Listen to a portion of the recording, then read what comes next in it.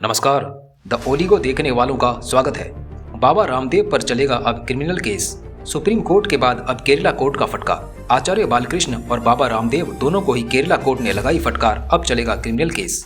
3 जून को कोर्ट सुनवाई का फैसला। ड्रग्स और मैजिक रेमेडीज के अधिनियम के तहत हुआ मामला दर्ज।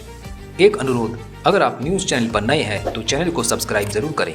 इंग्लिश न्यूज के लिए हमारी वेबसाइट www.theoligo.com पर विजिट करें। अब समाचार विस्तार से। Patanjali case.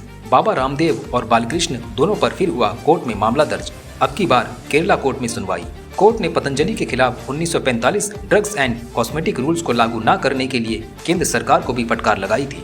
Drugs and magic remedies अधिनियम की धारा 3B विज्ञापन में किसी भी मेडिसिन का जिक्र करने से रोकती है, जो कि ये विचार देती है कि इनका उपयोग यौन आनंद के लिए लोगों की क्षमता बनाए रखने या सुधारने के लिए किया जा सकता है। वहीं धारा 3D विज्ञापनों में से किसी भी मेडिसिन का प्रतीक देने से रोक लगाती है, जिसका इस्तेमाल किसी भी बीमारी या विकार के निदान या शमन के लिए किया जा सकता है।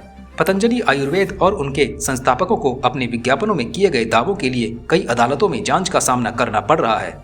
इंडियन मेडिकल एसोसिएशन ने पहले सुप्रीम कोर्ट में याचिका दर्ज की थी, जिस कारण पतंजलि के कुछ उत्पादनों पर अस्थायी प्रतिबंध लगा दिया गया था। बीमारियों के इलाज में उनके उत्पादनों के प्रभाव के बारे में झूठे वादे के लिए अवाना नोटिस जारी किए गए थे। सुप्रीम कोर्ट ने जनता को गुमराह करने और उपभोक्ताओं के भरोसे के साथ खिलवाड़ करने की वजह से पतंजलि को आलोचना की और कंपनियों को समाचार में माफीनामा जाहिर करने का हुक्म दिया था।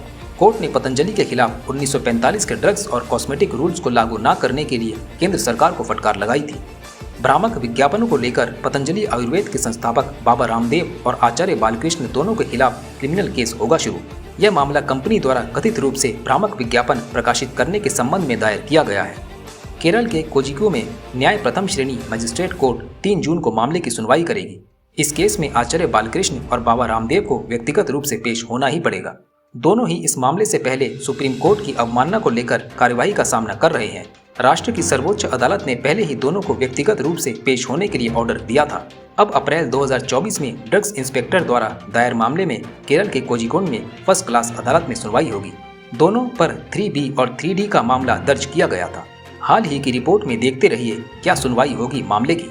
आज के लिए इतना ही। न्यूज़ अपडेट के लिए बेल आइकन को दबा दें और चैनल को सब्सक्राइब, लाइक, शेयर जरूर करें। आपका कीमती समय देने के लिए धन्यवाद।